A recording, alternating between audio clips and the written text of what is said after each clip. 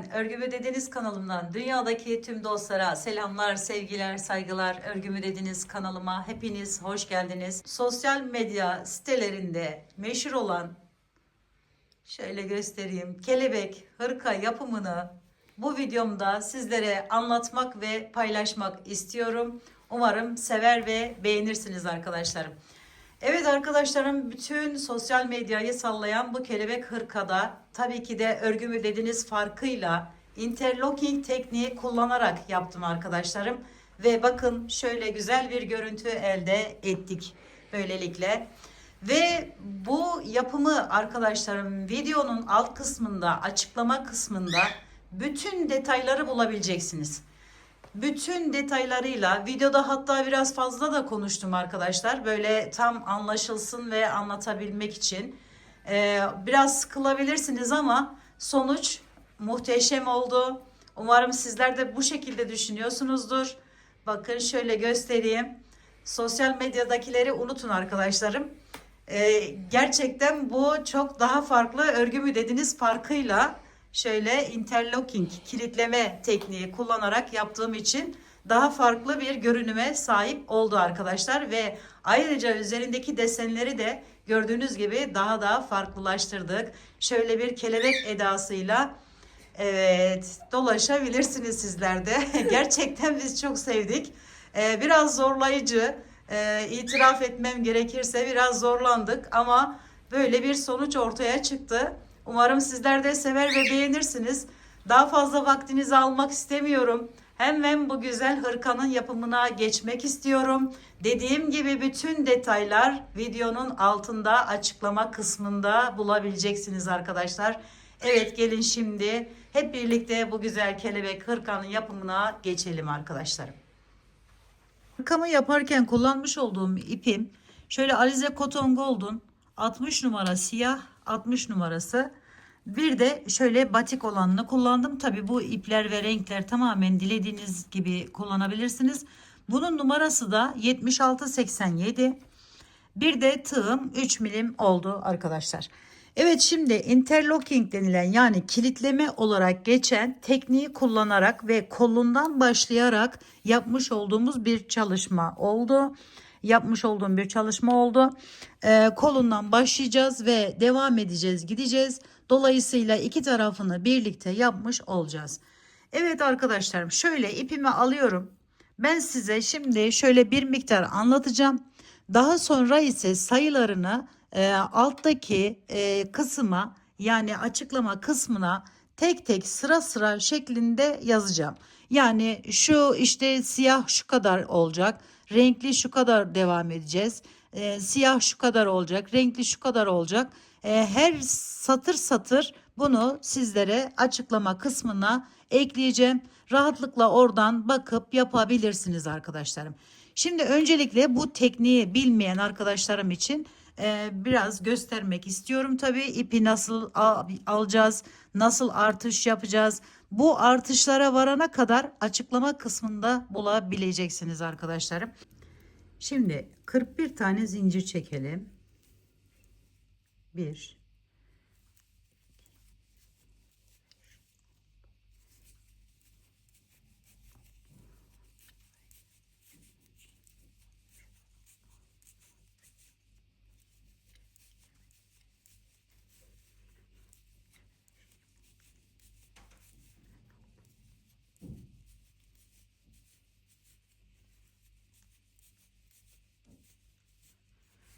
evet, şimdi arkadaşlarım burada şöyle tutuyorum. Bir miktar yükseliyorum. Bu şekilde yapıp arkadan alıyorum, öne getiriyorum ve bir tane ikili trabzan yapıyorum. Sonra hemen yanına, bu birinci oluyor, zincirin içerisine giriş yapıyorum. Bakın şu yanındaki zincirin içerisinden şuradan şöyle alıyorum. İkili trabzanlar yapıyorum. Toplam bu da 41 tane olacak arkadaşlar.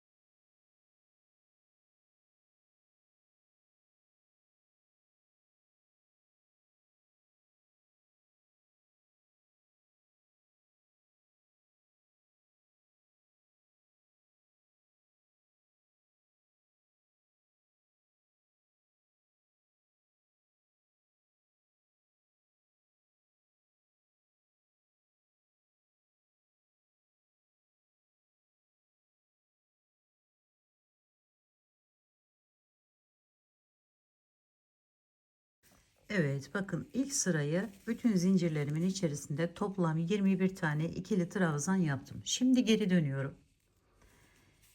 İlkini arkadaşlarım bakın şu şekilde yükseliyorum. Şöyle alıyorum. Buraya zincir de çekebilirsiniz ama bu güzel duruyor.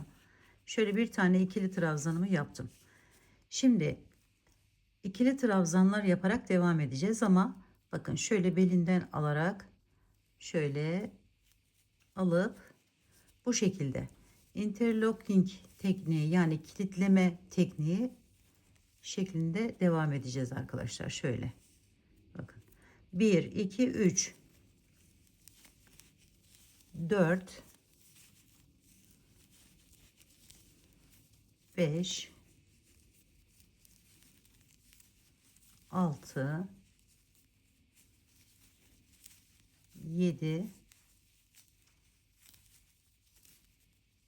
8 9 10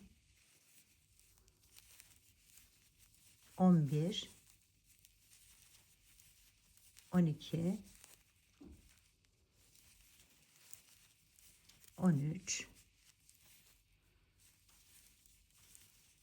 14 15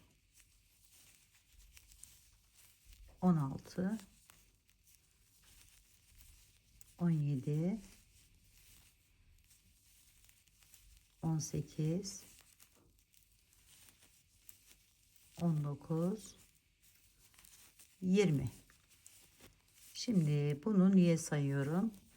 Burası şöyle iç kısma gelen kısmı arkadaşlarım yeri.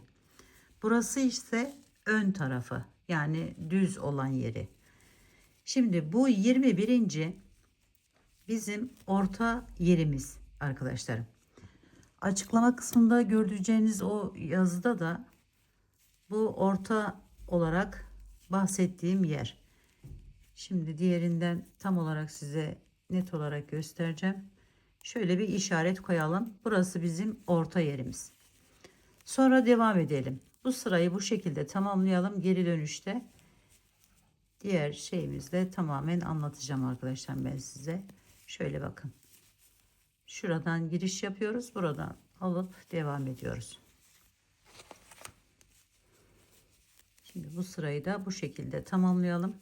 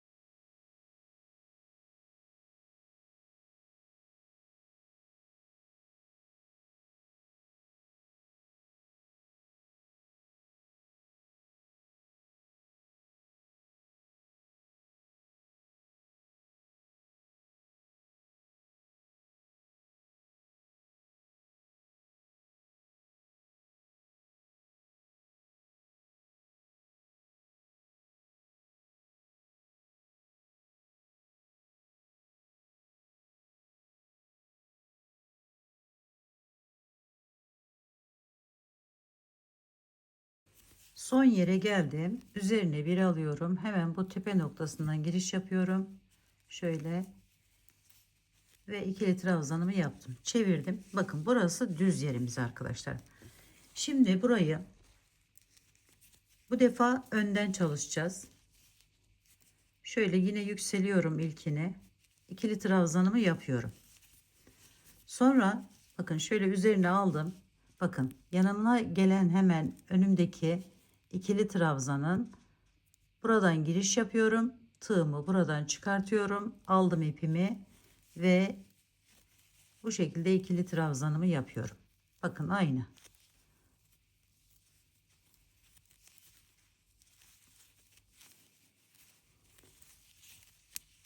Bu tekniği kullanarak yani interlocking yani kilitleme olarak geçiyor arkadaşlarım. Bu tekniği kullanarak yapmak istedim. Çünkü diğeri vayu tekniğinde ip çok böyle belli oldu. Ama bu iki şişle yapmış gibi böyle gayet güzel bir görünüme sahip oldu diye düşünüyorum arkadaşlarım. Umarım sizler de o şekilde düşünürsünüz. Bakın şöyle. Şimdi artışları nasıl yapacağız? Renk değişimini nasıl yapacağız? Onları göstereceğiz ve açıklama kısmındaki sayılara göre artık siz devam edeceksiniz arkadaşlar. Şöyle bakın. Şimdi hiçbir şey yapmadan ön tarafta bu şekilde örerek devam ediyoruz.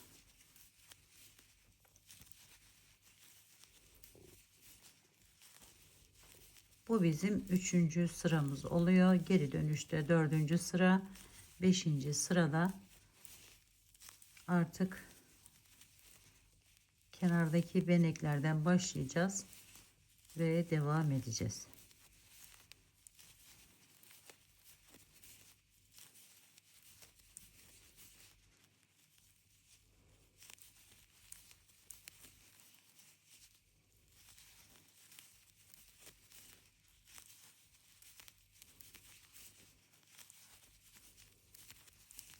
Büyüklüğünü ya da küçüklüğünü arkadaşlarım buradan ilk başlarken ayarlamanız gerekiyor.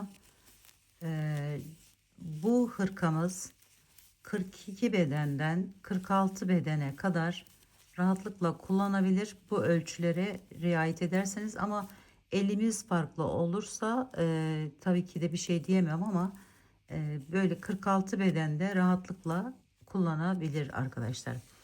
Şimdi geri döndüm. Yine az önce yaptığımız gibi yine yükseliyorum şu şekilde. Bu defa bakın şuradan alıp buradan çıkartıyorum tığımı ve örerek son yere kadar gidiyoruz. Bu başlangıç sayısına koldan başlayacağız.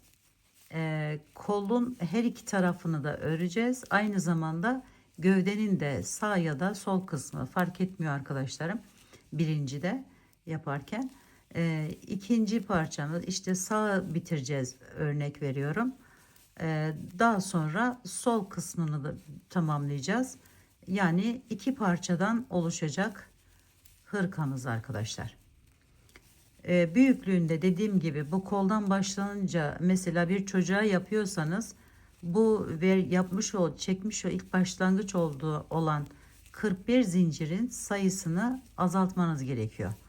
Onun sayısını azalttığınız zaman da bu üzerine yapacağınız desen sayılarını da tabii ki de aza düşüreceksiniz. Bazılarını hiç yapmaya da bilirsiniz.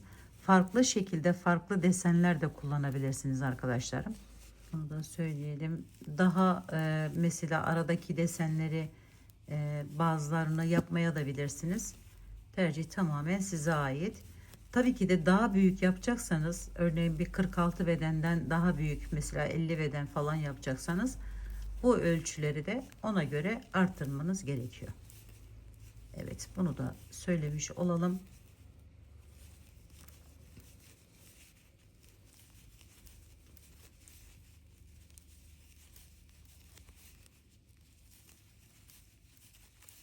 Bu teknik önemli olan burada, bu teknik arkadaşlar. Yani şöyle arkadan ve önden düzünü ve tersini nasıl yapacağınız, ip değişikliklerini nasıl yapacağınız, önemli olan bunlar. Kenar artışlarını nasıl yapacağınız, hepsini sizlere göstereceğim ben şimdi. Evet, şimdi bu 4 sırayı bu şekilde ördük.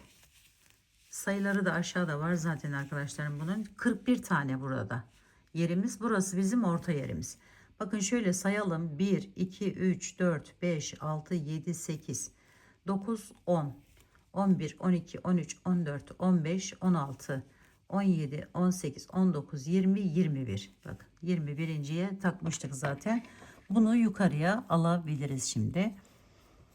Yukarıya alalım ki tam olarak anlaşılsın arkadaşlarım. Çünkü herkesin yapabilmesini istiyorum. Çok değişik ve çok farklı. Biliyorsunuzdur, çok denk gelmiştir. Şu anda böyle bunun zamanı. Evet, şimdi kenardan artış yapacağım. 5. sıradayız arkadaşlar. Şöyle yükseldim. Bakın alıyorum. Şuradan giriş yapıyorum. Ve bunu buraya bağlıyorum. Daha sonra bir tane bakın. Üzerine bir aldım. Buradan boşluktan giriş yapıyorum. Artış yapıyorum şu anda. Bir artış yapacağız. Daha sonra 2'ye çıkacak. 5 olan yerleri var arkadaşlar. Artış yaptığımız 4 olacak bazı yerlerde 5. Şimdi bu tekli olan arttırımlarda ve ikili olan arttırımlarda şöyle aradan giriş yapıp alıyoruz ve artış yapmış oluyoruz. İkili de 2 tane yapıyoruz arkadaşlarım, şöyle. Artış şekli bu şekilde oluyor. Eğer 1 ve 2 yapıyorsak. Sonra daha fazla artış yapacaksak örneğin, onu da hemen şöyle sizlere göstereyim burada, hazır sırası gelmişken. Şimdi örneğin bu sırada 5 tane artış yapacağım. Şöyle 4 tane zincir çekiyorum. 1, 2, 3, 4. Çevirdim. Hemen yükseldim. Şu şekilde alıyorum şöyle. 1, 2, 3. Çekmiş olduğum zincirlerin üzerine yine ikili trabzanlar yapıyorum. Bakın şöyle. Ve son olarak buradan da alıyorum. Şöyle bakın 5 tane artış yapmış oldum. Şöyle. 1, 2, şöyle açalım. 1, 2, 3, 4, 5. Şimdi devam ederken de bakın hemen şuradan girişimizi yapıyoruz şöyle. Ve buradan devam ediyoruz. Öndeysek bu şekilde alıyoruz. Şimdi şöyle biraz gidelim. Arkadan gelirken arkadaşlar, yani ters tarafını yaparken şöyle bakın. Geldim, örnek veriyorum. Yine zincir çekerek devam ediyorum. Şöyle. Sonra yine yükseldim. Kaç tane çektim şu anda bilmiyorum. Şöyle 1, 2, 3 tane buraya ikili trabzanımı yaptım. Bu geri dönerken yapacağımız işlem arkadaşlar. Şu anda artış işlemi nasıl yapılıyor onu gösteriyorum. Buradan girişimi yapıyorum. Tersinde olduğum için şöyle arkadan alıyorum. Ve devam ediyorum. Şöyle bakın. Şu şekilde. Dörtlü, beşli arttırımlarda bu sistemi kullanarak artış yapıyoruz. Bakın oradan devam ettim, geldim, geri döndüm ve yine hepsini böyle tersten örüyorum.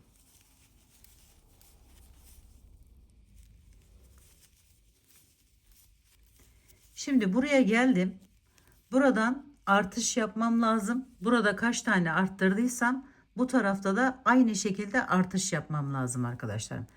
Buradan girişimi yapıyorum. Bakın şöyle bir tane önce şöyle çekiyorum, bir zincir gibi çekiyorum. Sonra ikili trabzanımı yapıyorum. Şimdi bu benim normal kenarım. Sonra yan yana kaç tane olacaksa, bu gerçi bunda en fazla 5 var arkadaşlar. Yine üzerine aldım. Bakın şöyle hemen alıyorum. Bir tane zincir gibi çekiyorum. Sonra ikili trabzanımı yapıyorum. Birinci artımımı yaptım. Üzerine bir aldım. Girişimi yapıyorum hemen dibinden arkadaşlar, bakın. O zincir çeker gibi yaptığım, yani şu zincir gibi yerin içerisinden giriş yapıp yine aynı şekilde devam ediyoruz. Bakın. Şöyle aldık, bir çektik, sonra ikili trabzanımızı yapıyoruz.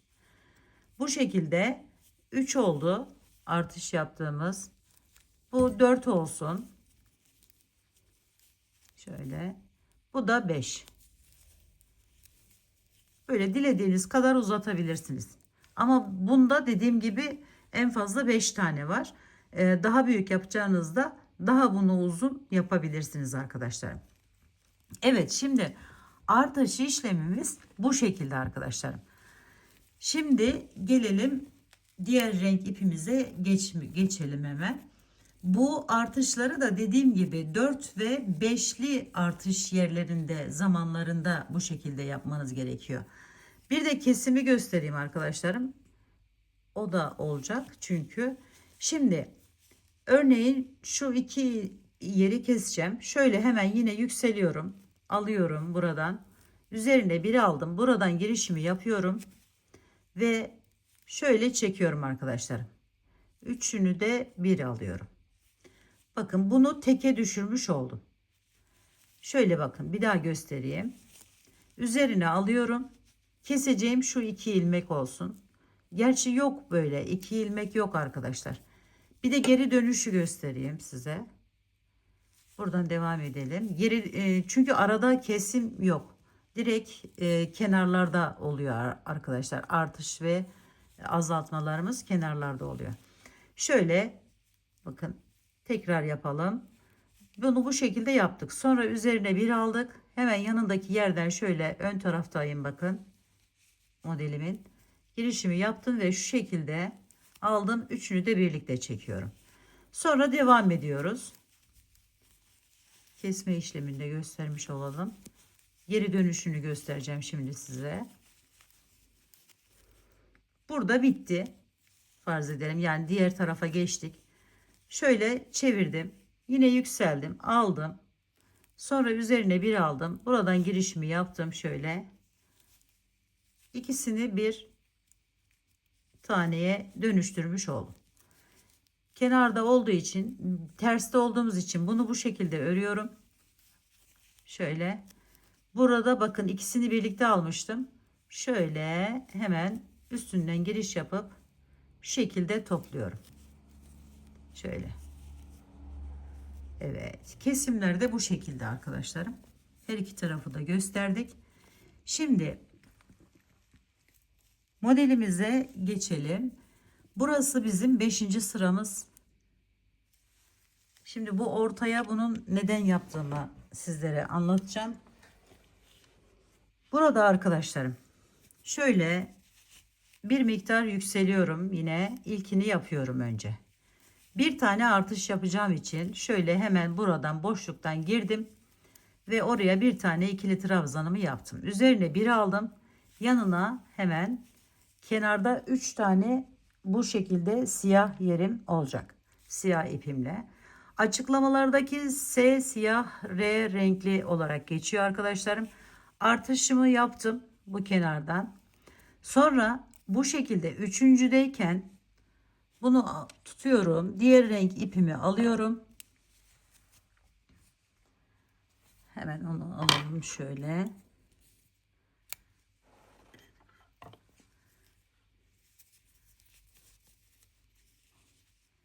Şöyle tutalım. Bakın şu ikisini bununla tamamlayalım önce. Şöyle biraz fazla bırakın. Aradan şimdi onu götüreceğiz. Şimdi 3 tane yaptık. Üzerine bir aldık. Bir tane de artış yaptırarak 3'e çıkardık. Normalde 2 tane bakın. Buradan girişimi yapıyorum. Ön taraftayım. Buradan girişimi yaptım. Şöyle bunu aldım ve buraya ikili trabzanımı yapıyorum. Sonra üzerine bir alıyorum. Birinciyi yaptım. İkinciye geçiyorum. İkinciyi de aynı şekilde aradan giriş yapıp alıyorum. Üçüncüye geldiğimde şu şekilde aldım. Bakın ikisi duruyor. Onları çekmiyorum, tamamlamıyorum. Siyah olan ipimi alıyorum. Onunla tamamlıyorum. Bakın şu şekilde. Bu arkadaki fazla ipini sonra alırız. Arkası da bu arada arkadaşlarım bakın şöyle duruyor.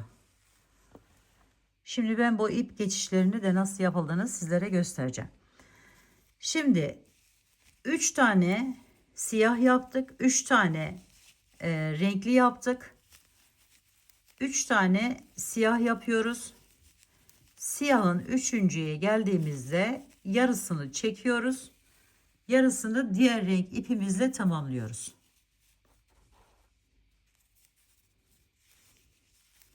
Şöyle.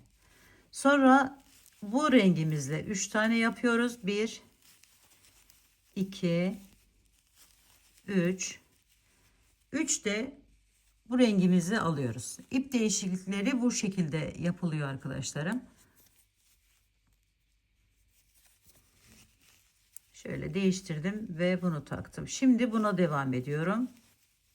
1 2 üçüncü yarım ve bununla tamamladım. Sonra tekrar bununla 3 tane daha devam ediyorum. 1 2 3. Şimdi burası bizim ayrım noktamız olacak. İplerim biraz karıştı. Şöyle bir ayırayım. Evet. Şimdi bakın burası tam orta yerim. Burası arkadaşlarım bakın şu kol, şöyle göstereyim onu. Açıklayarak gidelim ki daha net anlaşılsın. Bunun orta noktası burası. Bakın şurası. Biz şu anda şuradayız.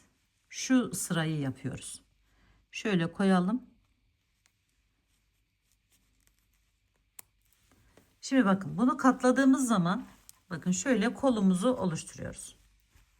Şöyle iki parçadan oluşuyor dediğim gibi. İkiye katlayacağız. Bu desenin buraya ne yapıyorsak aynısını buraya da yapıyoruz arkadaşlarım. Bakın bu tarafa bakıyor. Bu tarafa bakıyor. Ama burada yapmış olduğumuz işlemdeki sayılarımız hepsi aynı. Şurada ya da buradakiler de aynı yani. Bu şekilde devam ediyor bakın. Burada mesela 2 tane var. Bunun karşılık gelen yeri burası. Bakın burada da 2 tane var. Bu arkadaşlar dikkat edilecek yerimiz burası. Burası tam orta yerimiz. Şöyle tuttuğumuz zaman bu kolumuzun tam orta kısmı burası. Böyle buradan ayırma sebebimiz açıklamalarda yazan yer, orta yer burası arkadaşlar. Şöyle üst bakın yeri burada ayrı bir desen oluşturuyor tabii ki açınca. Şöyle bakın şurası orta yerimiz.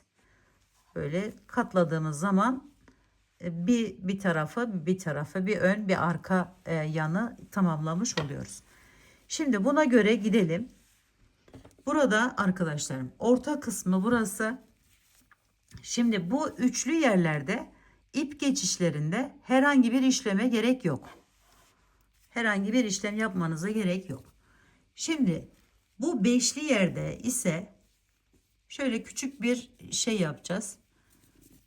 Bu ipi kilitleyeceğiz. Yani çok büyük böyle hani geçişler olmasın. Şunlar takılıyor sonra. Onlar takılmasın diye bakın arkadaşlar. Şimdi 3 tane de herhangi bir sıkıntı yaşamıyoruz. Ama dördüncüyü bağlamamız gerekiyor. Şöyle aldım. 2 3.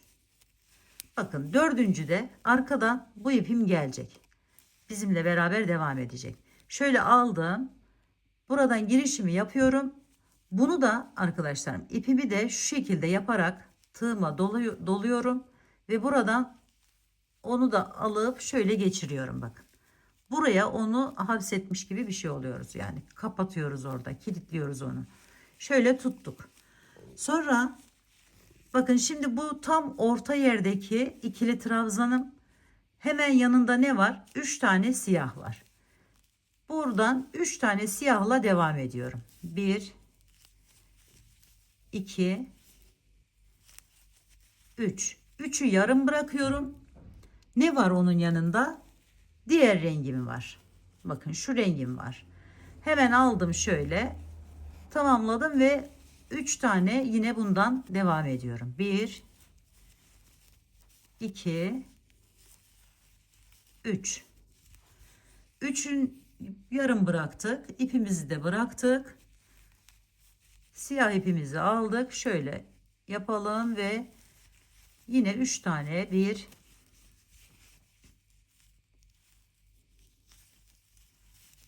2 3, öbürüne geçtim. Bunu çok sıkmayın arkadaşlar. Örneğin yani şöyle yapmayın. Şöyle gevşek, bu 3 tane ikili trabzanı rahat bir şekilde olacak şekilde yapın. Ona özen gösterin. Şöyle aldım. 1 2 3 tane bununla yapıyorum. Üçüncüyü tabii ki de yarım bırakıyoruz. Hemen diğer rengimizi alıyoruz. Onunla devam ediyoruz. 3 tane. 1 2 3 yarım. Sonra bu rengimi aldım. Onunla da aynı şekilde yapıyorum. 1 2 ve 3. Bakın burada 2 tane kaldı. Bu ve burası. Ne yapıyoruz? Burada bir tane, aynı burada yaptığımız işlem gibi burada bir tane arttırmıştık. Burayı da aynı şekilde bir tane arttırıyoruz ve sayıyı aynı şekle getiriyoruz. Yani 3'e çıkartıyoruz. Şöyle aldım. Şimdi birini buraya, bir boşluğa, 2, bir de buradan alıyorum ve ikili trabzanımı yapıyorum. Şimdi arkadaşlarım dönüyoruz. Yine bu şekilde aldık. Şöyle artışımızı yaptık. Pardon, ilk ikili trabzanımızı yapıyoruz. Sonra bakın şu aradan giriş yaparak bir tane artım yapıyorum. Artık her sırada birer tane artım yapıyoruz. Tabii onları ben yazdım arkadaşlarım aşağıya. Şimdi bakın bu sayıyla şuradaki sayıyla buradaki sayı aynı olması gerekiyor. Şuradaki sayının. Şimdi tersine gideceğiz. Bu aradaki yaptığımız şu yerlerde başkaca hiçbir değişiklik yok arkadaşlarım. Sadece bu sondaki sayılarda farklılık olacak. O da artış yaptığımızda.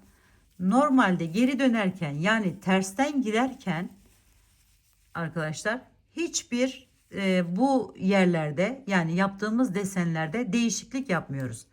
Altta kaç tane hangi renk varsa aynı şekilde üstüne o renkle devam ediyoruz. Bakın şöyle aldım. Şimdi 3 tane bundan yapacağım. Bakın şöyle alıyorum ön tarafından hemen. Şöyle 2 ve 3. Üçüncüyü yine yarım bırakıp bununla devam ediyorum. Sonra siyaha geçtim. Bakın altta 3 tane siyah var. O 3 siyahı şu şekilde alıyorum. Ve böyle görün diye bu şekilde yapıyorum arkadaşlarım. Yoksa şu şekilde de yapabilirsiniz. Biraz eliniz alıştı mı? Şu şekilde şuradan bakın alıp geçirip hemen yapabilirsiniz. İyice görülsün diye şöyle göstermek istiyorum sizlere. Bakın şöyle çevirdim. Ortasından giriş yaptım. Alıyorum ve tamamlıyorum. Şimdi geri dönüşler dediğim gibi hep alttaki sıranın aynısı olacak renk olarak. Yani kaç tane yaptıysak şöyle bir göstereyim arkadaşlarım, onu da sizlere şuradan. Bakın mesela buradan giderken 2-2 görünüyor. Gördüğünüz gibi sıralar. Bloklarımız 2-2 görünüyor. Şimdi 2, 4, 5 yaparak gitmişiz. Dönüşte tekrar aynı bakın. Hiç değişiklik yok. Arada 2, burada 3 kalmış mesela. 3 tane siyah var. Aynı şekilde bir üst sıradan yani geri dönerken de aynı şekilde 3 tane siyah. Bakın şöyle biraz daha ilerleyelim örnek olarak. İkili ikili bakın arkadaşlarım. 2 sıra 2 sıra birbirine kilitlendiği için şöyle bakın. Her bir şu yerlerimiz 2 sıra 2 sıra şeklinde devam ediyor. Başka şuradan da rahat görülür. Bakın şöyle. Burada mesela 2 sıra şeklinde aynı gidildiği için şu kadar uzun olmuş. Yani burada hem giderken gidiş geliş yapmışız, bir daha gidiş geliş yapmışız. Dolayısıyla böyle bir düz görünüm elde etmişiz arkadaşlar. Şimdi yani burada hiç tersten, yani ters tarafındayken modelin hiçbir değişiklik yapmıyoruz arkadaşlar. Bu üçüncüyü hemen şöyle ayırıyorum. Bu rengimi alıyorum ve 3 tane bu rengimle devam ediyorum. 2 ve 3. Şimdi bu rengimi aldım. İplerimiz ön tarafta kalıyor. Arka tarafa geçmiyor arkadaşlar. Şöyle aldım. 1 2 üçüncüyü yarım. Şimdi bu ipimi aldım öne. Bunu siyahı buradan çıkarttım. Şimdi bakın. Burada kilitleme işlemi yapacağız. Tam ortadaki yere. Buradan girişimizi yaptık. Alıyoruz. 1 2 3. Üçüncüyü de yine tamamladık. Pardon. Şey zannettim. Şimdi burada arkadaşlar bakın şöyle. Ön tarafımıza geçelim. Yani kendimize doğru bakan kısmına geçelim. Şöyle aldım tığımı. Üstüne şu şekilde atlattım. Buradan tekrar giriş yapıyorum. Bakın şöyle. Ve içerisinden çıkarttım. Bakın şöyle buraya kilitlemiş olduk arkadaşlar. Şöyle fazla da çekmeyelim. Kasma yapmasın. Çok büyük de kalmasın. Evet, buradan şöyle bir tane yaptık, hemen yanına diğer üçlüyü yapıyoruz. 1 2 3. Orada yazan arkadaşlarım, orta dediğim yer buradaki sayıları. Yani bura 5 olacak, 9, 15'e çıkacak. Şöyle göstereyim size. Bakın şurada mesela 15 tane orta siyah olarak yazmıştım. O mesela burası. O hiç kafanızı karıştırmasın. Yani burası tek bir yer değil. Mesela şurada 3'e düşüyor. Orta kısmı burası. Aynı şekilde bir tane bu tarafında siyah var, bir tane bu tarafında. Ben orta 3 siyah olarak mesela yazdım buraya. Buraya mesela 2, 4, 5 tane var. 5 orta siyah olarak yazdım. Şöyle buraya. Burada 15 var mesela. 15 orta siyah olarak yazdım. Yani bunlar orta dediğimiz yer şurası arkadaşlarım, şu arası. Burası sadece en ortası. Öyle söyleyeyim. Yani tamamen dönüş yeri. Tamamen modelimizi ikiye ayıran yeri. Yani şimdi tek tek yapsaydık bunu şöyle de yapabilirdik aslında. Bir tane yarım olarak yapmış olsak bundan 4 tane ayrı motif yapmamız gerekiyordu. Ve birisini buradan başlarken birisini koldan başlamak gerekiyordu. Kolları tam olarak ayarlayabilmek için.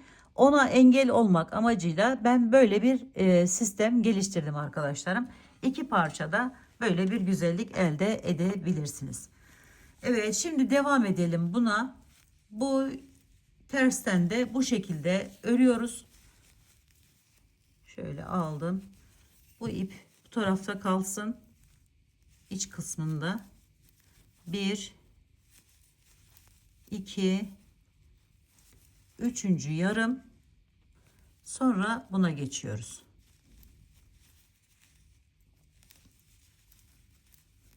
1 2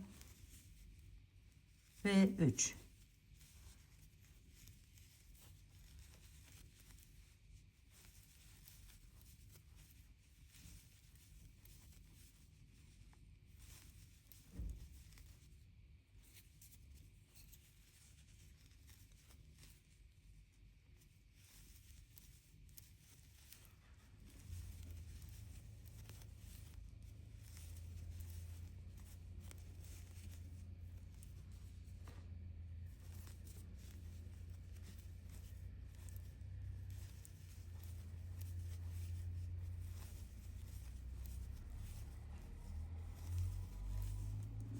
Şimdi 3 tane yaptık bu rengimizle.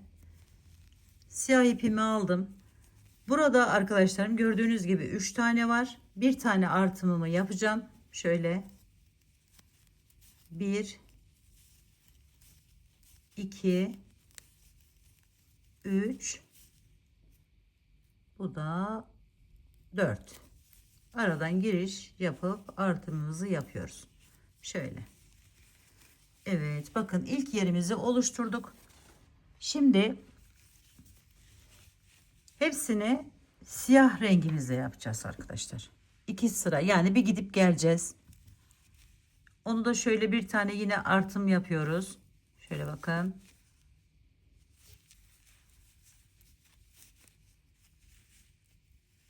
Sonra devam ediyoruz. Ön tarafta olduğumuz için önden alıp devam ediyoruz. Bu renkli olan yerlerin üzerlerini de aynı şekilde. Bunlar kenarlardaki benekleri arkadaşlarım. Şu yapmış olduğumuz yerimiz. O 2 sırada, yani bir gidiş gelişte bir yapılıyor. Şöyle göstereyim. Bakın. Bir gidiyorum geliyorum, bir tane yapıyorum. Bir gidiş geliş yapıyorum, bir tane yapıyorum. Bir gidiş geliş, bir tane yapıyoruz. Bu şekilde devam ediyor o. Şu şekilde bir defa gidiyoruz ve geliyoruz.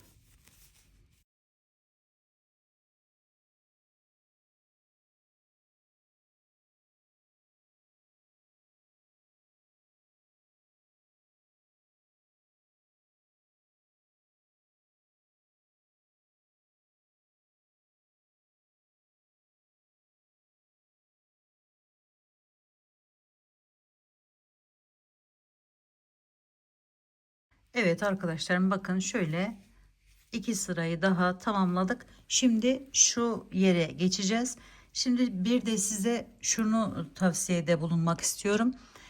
Şimdi birinci parçanızı yaparken daha büyük ya da daha küçük yapacaksanız şayet şöyle bir yere not yazın arkadaşlarım. Bakın ben bunu yaparken not almıştım. Alarak devam ettim. Örneğin mesela 9. sırada 4 siyah, 3 renkli, 5 siyah, 2 renkli gibi. Diğer parçada aynı olacağı için bu şekilde not tutarak, yani kaç tane hangi renkten yaptıysanız, kaçıncı sıradaysanız onun böyle notlarını alarak devam etmenizi tavsiye ederim. Diğeri de aynı olsun ve buradaki parçadan saymamak için tamamen. Şimdi burada arkadaşlar yine aynı şekilde yapacağız ama burayı da birlikte yapalım. Yine artışımızı yapıyoruz. Birinci yerimize şöyle bir tane artım yaptık. Burada bakın hemen şuradayız. Şurada. Bura kenarında 4 tane siyahımız var. Buna gelene kadar bakın 1, 2, 3, 4. Şimdi birini artış yaparak yaptık. 1, 2 oldu. Devam ediyorum. Şöyle 3, 4. Dördüncüyü yarım bıraktım. Diğer ipim alttaydı. Bakın şuradaydı. Hemen bunu yukarıya doğru yaklaştırıyorum. Şöyle kendime alıyorum. Biraz bol bıraktım bakın. Üzerine bir aldım. Buradan alırken şunu da arkadaşlarım, şu alttan geleni de aradan alarak şöyle bakın çektim. Yine 3 tane yapıyorum. Bu kenardaki yerim olduğu için benekleri kelebeğimizin. Üçüncüyü yarım bırakıyorum. Ve renk değişikliği yapıyorum. Yani 9. sırada 4 siyah, 3 renkli. Sonra aradaki yeri bakın 2, 4, 5. 5 tane yapmışım bunda. Bunda da aynı şekilde 5 tane siyahla devam ediyorum.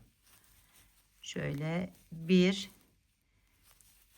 2, üçüncüye geldiğimizde bu ip böyle çok fazla aradan geçmesin diye bakın hemen buradan girişimizi yaptık. Bu ipimizi de şöyle alttan alıp, yani ondan da bir geçiriyoruz ve buraya kapatıyoruz onu.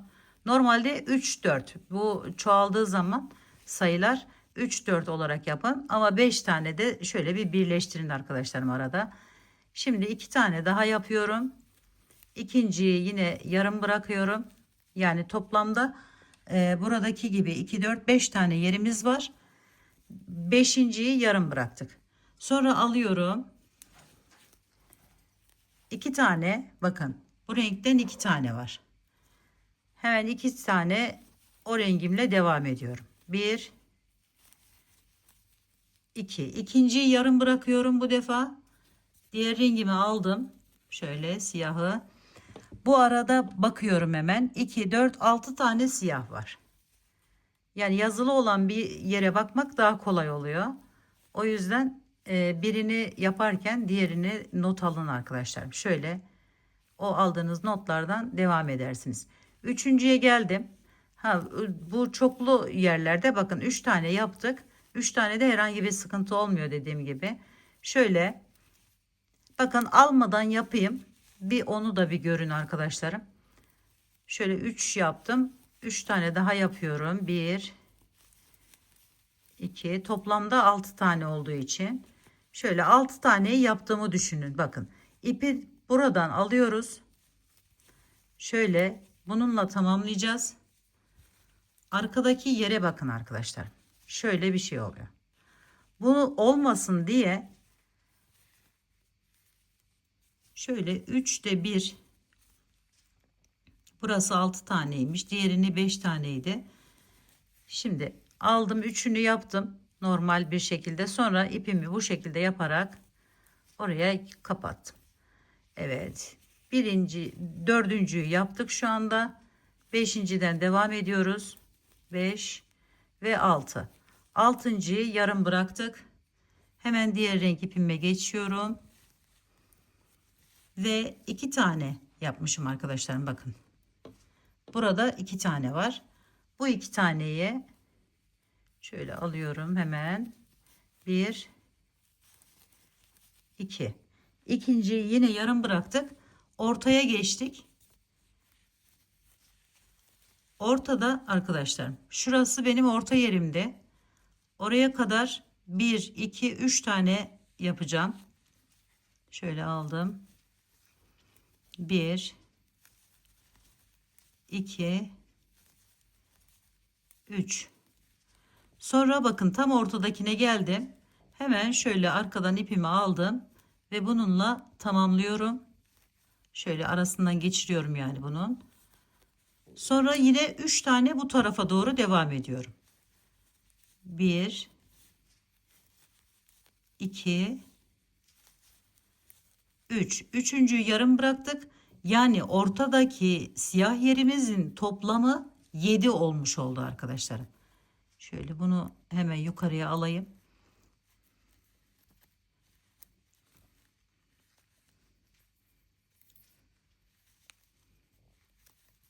Şöyle 3 şu ortadaki yerim, hem bize biraz yaklaşmış olsun, iyice net olarak gözüksün.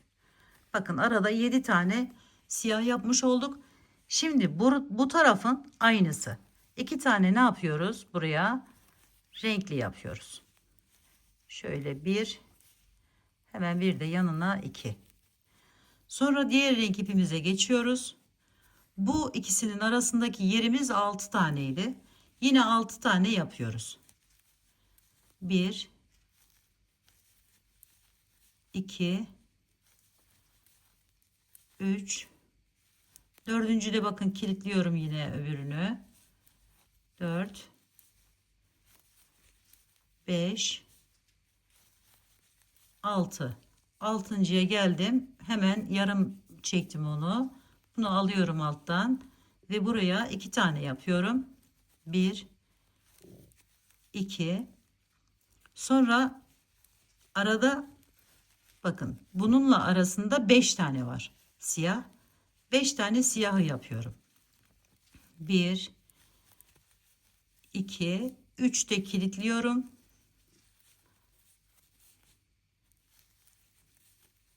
4. Bu da 5. Sonra ip değişikliği yaptım yine. 3 tane kenardaki beneğimi yapıyorum. 1, 2, 3. Üçüncüyü bıraktım. Sonra bakın burada 3 tane yerim var. 4'e çıkartacağım sayıyı. Hemen buradan girişimi yaptım.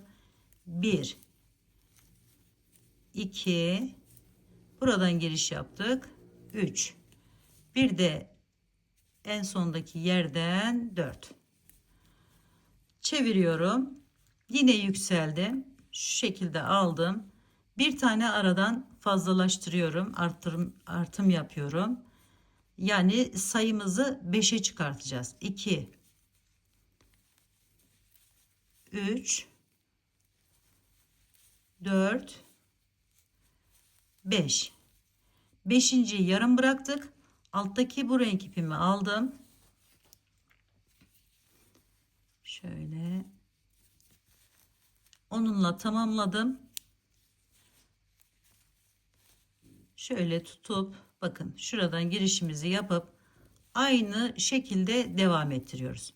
3 tane renklimiz vardı. 3 tane renklimizden. Sonra siyahı alıyorum. Arada kaç tane siyah varsa 5 taneydi burada. 5 tane siyah. 2 3'te bakın buradan da kilitleme yapıyorum şu şekilde. İpi şöyle yaparak çektim ve devam ediyorum. 5'e tamamlıyorum orayı. Sonra 2 tane bakın bu renk var. Hemen renk değişikliği yapıp aynı şekilde 2 tane bunun üzerine bu rengimizle devam ediyoruz. 1 2 ikinci de ip değişikliği yapıyoruz. 6 tane vardı bu arada. O 6'yı yapıyoruz. Şöyle 1 2 3 dördüncüde kilitleme yapıyorum.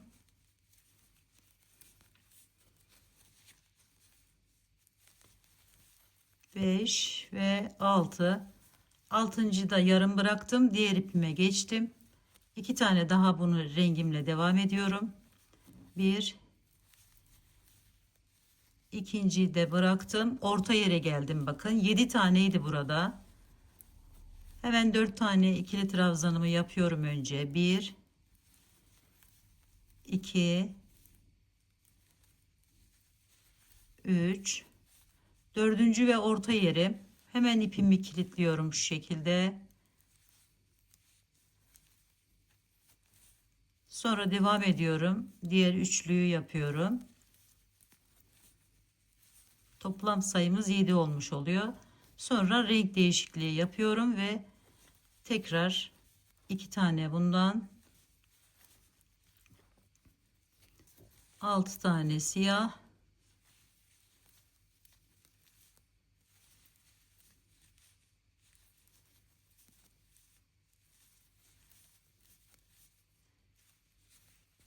ipimizi kilitliyoruz.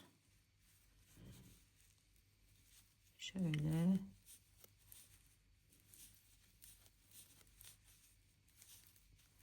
iki siyaha geçiyoruz. Pardon, renkliye geçiyoruz. Şöyle altta ne varsa o arkadaşlarım aynı şekilde devam ettiriyoruz. Sonra tekrar yaptık ve aradaki 5 tane olan siyah yerimizi örüyoruz. 1 2 3 dördüncü de bağlayalım.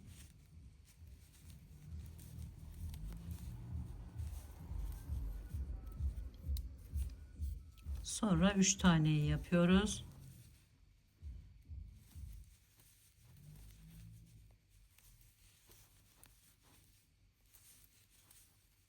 Sonra bıraktık. Siyaha geçtik. Şimdi burada 4 tane yerimiz vardı. Bunun sayısını 1 arttırarak 5'e çıkartıyoruz. 1 2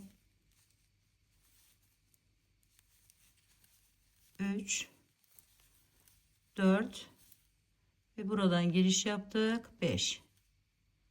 Şöyle alalım. Evet, çevirdim.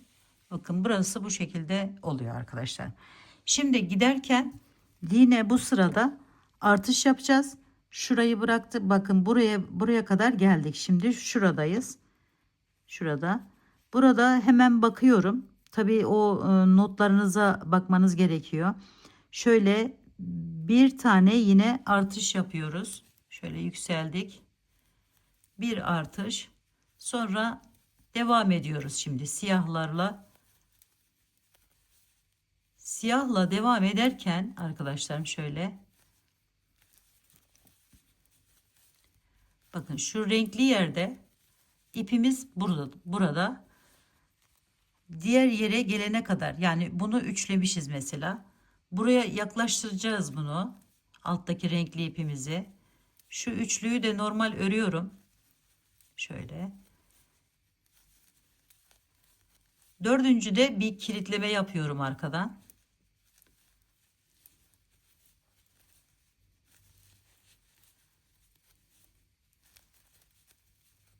Sonra burayı sayıyoruz arkadaşlarım.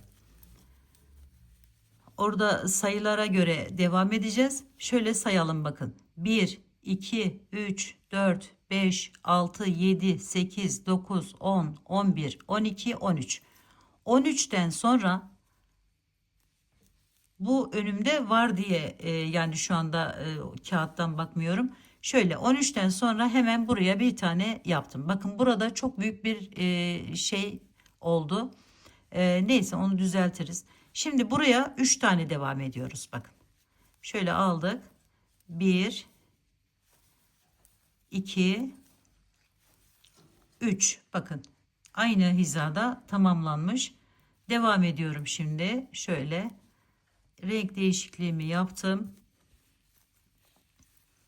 Sonra buraya geçiyorum. Bu aradaki 6 sayısı bir eksilecek, 5'e düşecek arkadaşlar.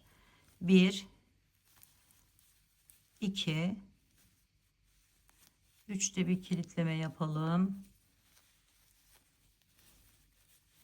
3 4. Bakın 5.'ye geldim. Yarım bıraktım. Diğer renk ipimi alıyorum ve buradan 3'e çıkartıyorum buradaki sayıya. 1 2 3. Bakın aradaki şu sayı değişmiyor. Hemen yine onu devam ettiriyorum aynı şekilde. Bu sayılara göre, altta verdiğim sayılara göre ya da birini yaptıysanız birincisinin sayısına göre not almayı unutmayın arkadaşlarım lütfen. O çok işinize yarayacak ikinci parçayı yaparken özellikle. Şöyle hemen bir kilitlememizi yapalım. Ve devam edelim. Yine burada bakın şöyle geldim buradan. Bakın şu ipi hemen şöyle çekiyorum ki oradan çıkmasın. Çok fazla sıkmayın da arkadaşlarım ki şey olmasın, büzüşmesin yani örgünüz. Şöyle bunu aldım. Hemen buradan başlıyorum. 3 tane yine bu renkten devam ediyorum. Sonra otomatik olarak aradaki sayım 5'e düşüyor. Buraya 5 tane siyahla devam ediyorum. Üçüncüde ipimi kilitleyeceğim. Şöyle. Evet. Şimdi 2 tane daha yapıyorum. Sonra renk değişikliği yapıyorum. Ve buraya yine 3 tane ikili trabzanımı bu şekilde yapıyorum. İpimi, siyah ipimi buraya devam edeceğim için burada bırakıyorum bu rengimi. Siyah ipimle tamamlıyorum ve geri gelirken tekrardan bakın neyse geri dönüş aynı. Üçünün üzerine 3 tane 3 tane aralardaki sayıları da aynı şekilde devam edeceği için o orada kalacak. Şöyle aldım buradan siyahla devam ediyorum ve bu sırayı da bu şekilde tamamlamış oluyoruz arkadaşlar. Şöyle kenardaki bir artımımızı unutmuyoruz. Dediğim gibi hangi sırada kaç tane artış yaptıysanız aynı şekilde artışınızı yapmanız gerekiyor arkadaşlar. Şöyle aldım, girişimi yaptım ve ikili trabzanımı yapıyorum, çeviriyorum. Şimdi yükseldim. Şöyle aradan yine bir artışımı yaptım.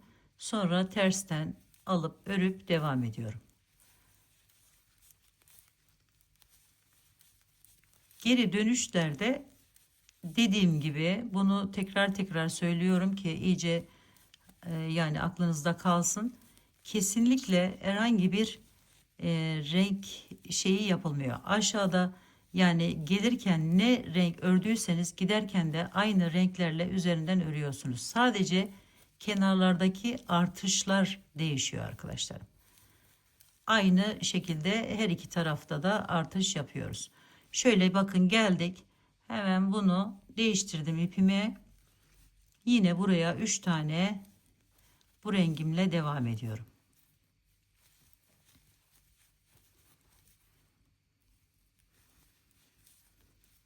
Sonra yine değiştiriyorum ve siyah ile devam ediyorum.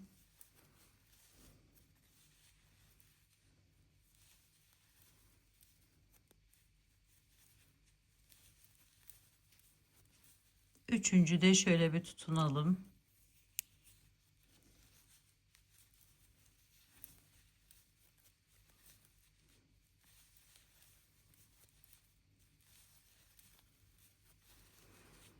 Sonra renkliye geçiyoruz.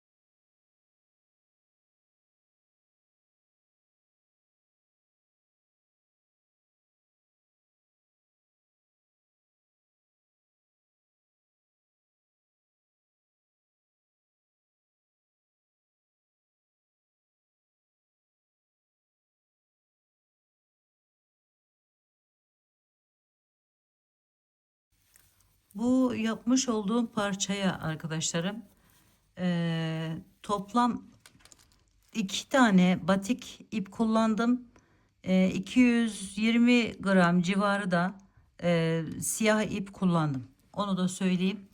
Yani o zaman 400 gram batik ipe 500 gram civarı da siyah ipe ihtiyacımız olacak. Şöyle yaptım. Bu ölçülerde yaparsanız ve elinizin sıkılığına göre de değişir tabii ki de. Hani genelde arkadaşlarım soruyor kaç tane ip almalıyım, kaç tane olması gerekiyor diye. Yani şöyle bir kabataslak o civarlarda diyebilirim yani.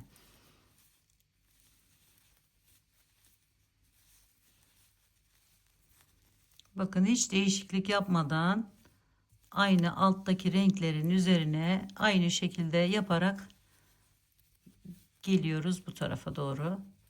Şimdi yine benek yapacağımız için arkadaşlarım bu renkli ipimizi bu defa bu tarafa giderken götüreceğiz.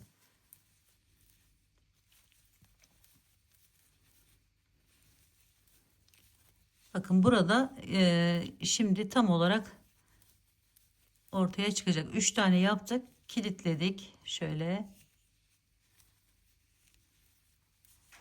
tekrar devam ediyoruz.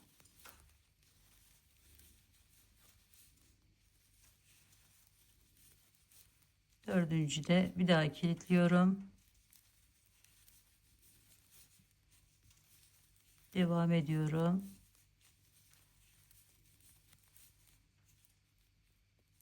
Burada bunu da şöyle aldım.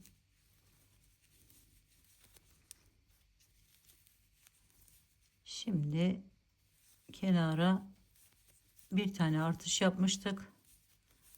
Sonra da yerimizden giriş yapıp aldık ve tamamladık. Evet arkadaşlar. Şimdi bu benek yerimize kadar geldik. Bakın şuraya kadar geldik. Burada artık yine şey sayımız 1, artış sayımız 1. Bu şekilde devam ediyor. Zaten aşağıda var arkadaşlarım. Kaç tane nerede artış yapacağınız.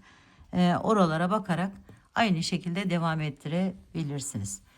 Evet arkadaşlarım, şimdi bu şekilde devam edip ben bu parçayı da tamamlayacağım. Daha sonra ise ekleme işlemine geçeceğiz arkadaşlar. Evet, şöyle bakın. İkiye katladığımızda iki tarafı da olmuş oluyor. Arkadaşlarım, şimdi ben bir kolaylık daha keşfettim. Şöyle birinci parçayı tamamen tamamladıktan sonra ikinci parçayı örerken bakın ben şuradayım. Şöyle bir misinalı şiş yardımı ile bu şişimi olduğum sırada şöyle ortasından bakın. Çünkü geri dönüşü aynı olduğu için ortasından geçirdim ve şu anda buradayım. Bunu da sizlere söylemek istedim. Bakın şöyle. Şimdi mesela burayı yaptım. Devam ediyorum. Aynı şekilde buradan hemen bakıyoruz. Şöyle 2, 4, 5 tane siyah varmış. Şöyle 4 tanesini yapmışım. Bunu da böyle bir kolaylık olsun sizlere diye göstermek istedim. Şöyle bakın 2, 4, 5 tane oldu. Hemen diğer rengimi alıyorum ve oraya şöyle yapıyorum. Bakın şöyle takip etmesi çok kolay oluyor. 1, 2, 3, 4, 5, 6 tane bu renkle devam ediyorum. 1,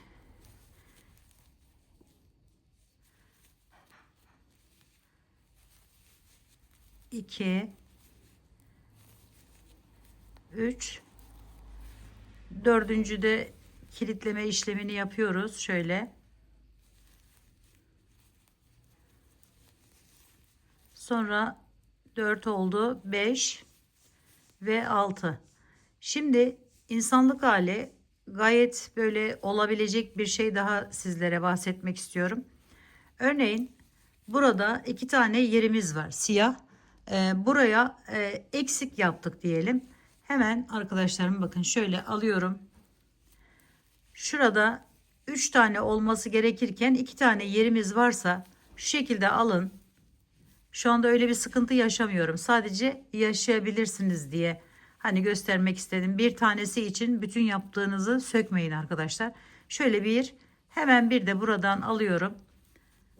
Sonra geldiğimizde zaten bunu yani yapmayarak yine buralardan atlayarak buradaki arttırmış olduğunuz fazlalığı yok edebilirsiniz arkadaşlar.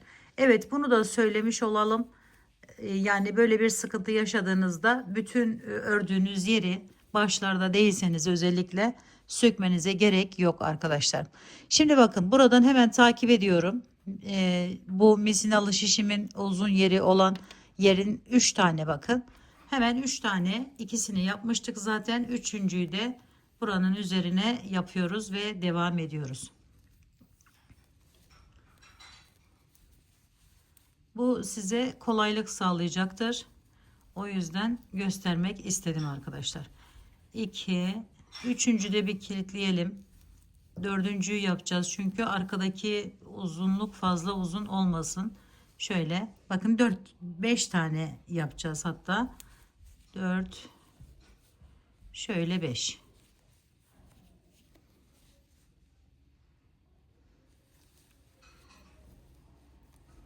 Şimdi buna geçiyorum.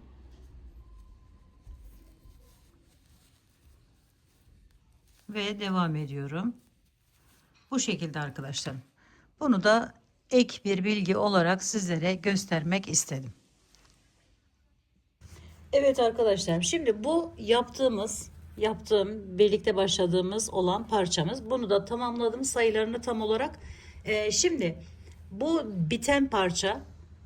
Bu biten parçayı biraz yukarıdan göstersen anneciğim. Şu arka kısmı bakın. Arkada 3 sıra olarak sayılarda o da var. Arkayı 3 sıra olarak sadece siyah yapıyoruz.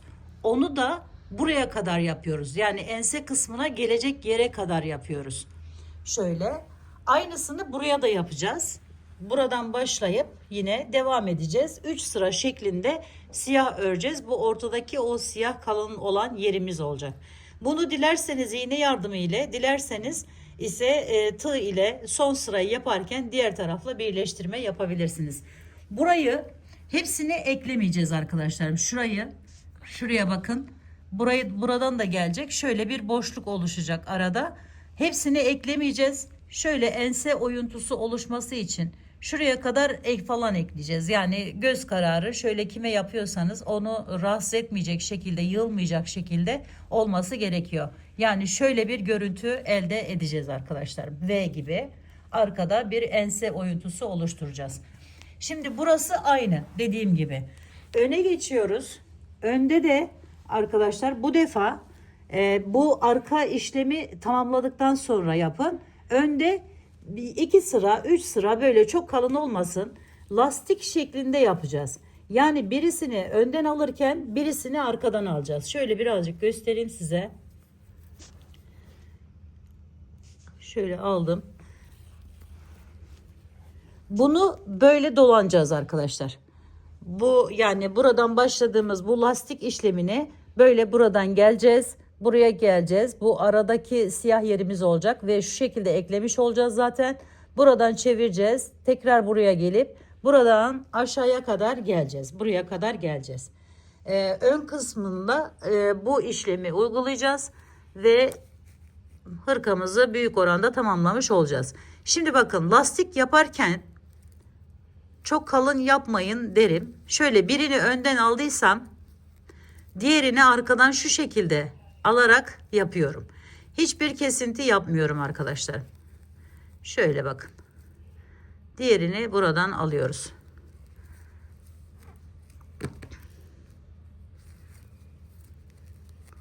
Şöyle bir önden bir arkadan alıp yapıyoruz. Burada dikkat etmeniz gereken yer arkadaşlarım bu şekilde. Burası anlaşılmıştır diye ümit ediyorum. Şöyle bir ön bir arka lastik şeklinde 2 sıra 3 sıra artık ne kadar isterseniz. Dediğim gibi tekrar söylemek istiyorum. Şimdi bunu dediğim gibi buradan geleceğiz. Arkayı birleştirmiş olacağız. Birleştirmemiz gerekiyor. Sonra buradan önden tekrar buraya kadar getireceğiz. Bunu 2-3 sıra yapalım. Önce ben şu arka kısmını yapacağım. Ve dediğim gibi isterseniz bunu yaparken son sırada ekleme yapabilirsiniz. İsterseniz iğne yardımı ile dikebilirsiniz arkadaşlar. Şimdi bunu da tamamladıktan sonra lastik kısımlarını da tamamladıktan sonra şu kolları bakın şöyle bundan başlıyorum. Yine dediğim gibi iğne yardımı ile olur. Daha rahat edersiniz. Hemen dikmesi kolay olur.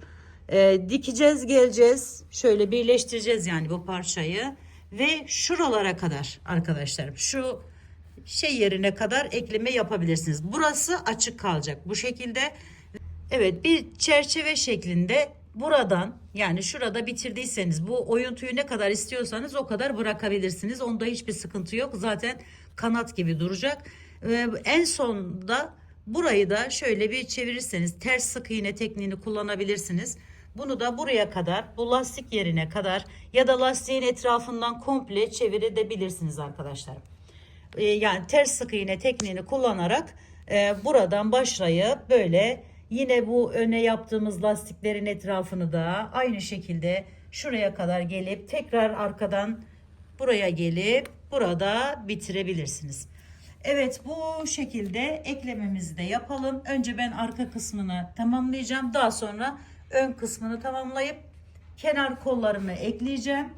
Ve son olarak da bu kenarını bakın şöyle duruyor. Bu şekilde istemiyoruz. Ters sık iğne tekniğini kullanacağız ve burayı da ekleme yapacağız. Ters sık iğne tekniği arkadaşlarım şöyle. Bakın şöyle girip burada bitirdiğimizi düşünün. Buraya kadar ekleme yaptığımızı düşünün. Şöyle. Daha birçok videolarım da var ama yine de bir göstereyim. Şöyle aldım ve şu şekilde. Bunu dolgulu da yapabilirsiniz. Tek olarak da yapabilirsiniz. Dolgusu da arkadaşlarım şöyle aldım. Bakın şöyle hemen bir tane daha alıyorum. Ve şöyle bir fıstık gibi yapıyorum. Sonra geliyorum, bunu tersten şu şekilde alıp birleştiriyorum. Ve burada yine üzerine alıyorum. 1, 2, 3'e de çıkartabilirsiniz. Dediğim gibi tekli de yapabilirsiniz. Tamamen tercih size ait olacak arkadaşlarım burada. Şöyle bakın, bu dolgulusu bu şekilde yapılıyor. Düzü de bu şekilde. Şöyle bir görüntü elde edeceğiz bu sırada. Evet, bunu en son sıra olarak yani yaptık, ekledik önce arkayı, sonra öne geçtik, lastik kısmını yaptık 2 sıra 3 sıra şeklinde, kollarını ekledik, geldik bitirdiğimiz yerde tekrar üstünden şu ters sık iğne tekniği kullanarak, dolgusunu ya da düzünü kullanarak bütün bu etrafını şu şekilde çeviriyoruz arkadaşlar. Kol uçlarına da isterseniz yapabilirsiniz. İstemezseniz bu kadar, bu şekilde de kullanabilirsiniz ama buraya da yaparsanız güzel olur arkadaşlar. Şöyle arkadaşlarım, şimdi arka bu birleştirmeyi sizlere göstermek istiyorum. Bunu tığ ile hani yaparken son sıraya geldim. Bakın, yukarıdaki ense oyuntusunu oluşturmak için şöyle bir yer bıraktım. 12 tanesini arkadaşlarım burada atladım ve ondan sonra eklemeye başladım. Şöyle hem bu sıranın hem bu yanın 3. sırasını yaparken buraya da eklemiş oluyoruz. Burası dediğim gibi arka kısmı arkadaşlar. Şöyle aldım. Bakın, örüyorum normal şekilde. Sonra bir üstteki karşılık gelen yerinden giriş yaparak şu şekilde alıyorum. Dilerseniz dediğim gibi bu şekilde yapabilir, dilerseniz de iğne yardımı ile dikebilirsiniz arkadaşlar. Şöyle bir buradan alıyoruz. Sonra bunu getirip buraya şöyle alıp çekiyoruz ve tekrar diğerine geçiyoruz.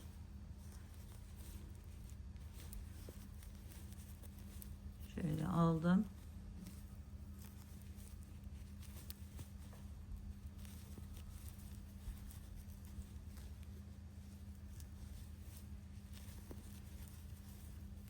Artık aşağıya kadar bu şekilde ekleme yaparak devam ediyoruz. Şöyle bakın. Böyle bir görüntü elde ediyoruz arkadaşlar. Arkadaşlarım, şimdi ben 2 parçayı ekledim. Şöyle az önce gösterdiğim gibi. Sonra kol ucuna geçtim. Ve bu kolunu ekledim bakın. Şimdi bunu nasıl eklediğimi bilmeyen arkadaşlarım için göstermek istiyorum. Uçlarına bakın, şöyle söylediğim gibi dolgulu olan fıstıklardan da yaptım. Şimdi şu diğer kolunu da sizlere göstereyim. Şöyle bakın, şu şekilde tutuyoruz. Bize doğru olacak dış kısmı. Sonra ipimi alıyorum ve arkadaşlar şu ilkinden giriş yapıyorum bakın. Burayı daha sonra ekleyeceğiz. Şimdi önce bu kol ucundan başlayacağız. Şöyle ve burada ipi tutunduktan sonra hemen bir geri atlıyorum. Şöyle alıyorum. Bir daha dolgulu yaptığım için ters sık iğne uyguluyorum. Şöyle bir tanesini atladım bakın, aradakini. İkincisinden giriş yapıyorum şu şekilde ve ters sık iğne yaptım, bağladım. Böyle bütün kolun etrafını çeviriyoruz. Sonra ekleme işlemine geçeceğiz.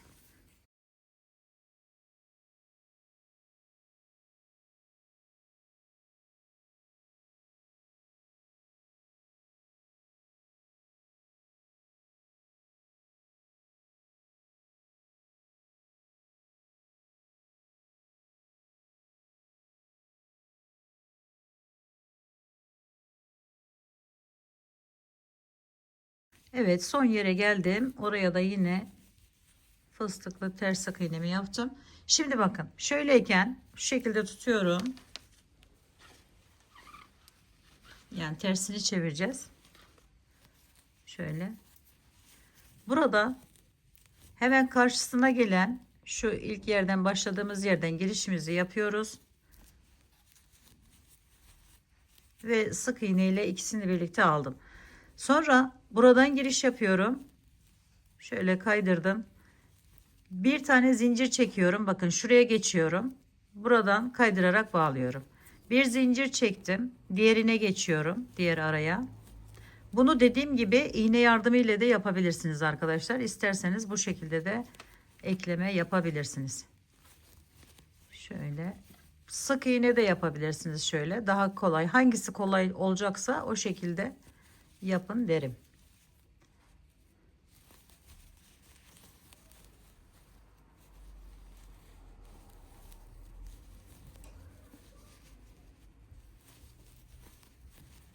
Bakın şu şekilde birleştiriyoruz.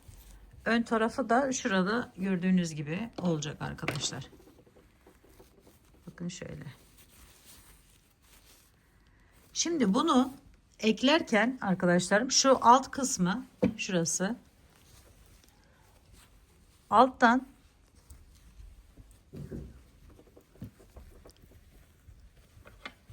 bakın burayı hepsini eklemiyoruz. Şu artış yani kol altından olacak şekilde şöyle kaç tane 1 2 3 4 5 6 7 8 8. çiçekte eklemeyi bitiriyoruz. Zaten kol altından geliyor. Yani şeyden geliyoruz. Bu kolunun hemen alt kısmından ekleyerek bakın buraya kadar ekliyoruz. Şöyle de sayarsak aynı ölçülerde yaptıysanız şayet 1 2 3 4 5 6 7 8. de bitirdik bakın. Şu şekilde. Şimdi bakın önünde lastik işlemini de uyguladım. 3 sıra yaptım arkadaşlarım ben. Tabii daha çok da yapabilirsiniz. Burayı da bu şekilde ekleyerek artık bu yanlarda yapacağımız yerleri de aynı şimdi gösterdiğim kol ucunda yaptığımız bu işlemi bütün bu önüne yanına alt kısımlarına yani buralara yapacağız ki burası da böyle düzgün dursun diye arkadaşlar. Evet şimdi bunu da tamamlayalım ve hırkamızı tamamlamış olalım. Evet arkadaşlarım bakın kelebek hırkamız kullanıma hazır hale geldi. Şöyle bir gösterelim size. Bakın çok güzel duruyor. Umarım sizler de sevmiş ve beğenmişsinizdir. Yapacak olan arkadaşlarıma şimdiden kolaylıklar diliyorum. Örgü mü dediniz kanalıma abone olmayı, beğenmeyi, yorum yapmayı, paylaşımda bulunmayı unutmazsanız çok mutlu olurum. Bir dahaki en farklı, en değişik örgü model, teknik ve tasarımlarında görüşmek üzere. Hoşça kalın, sağlıkla kalın. Allah'a emanet olun arkadaşlar.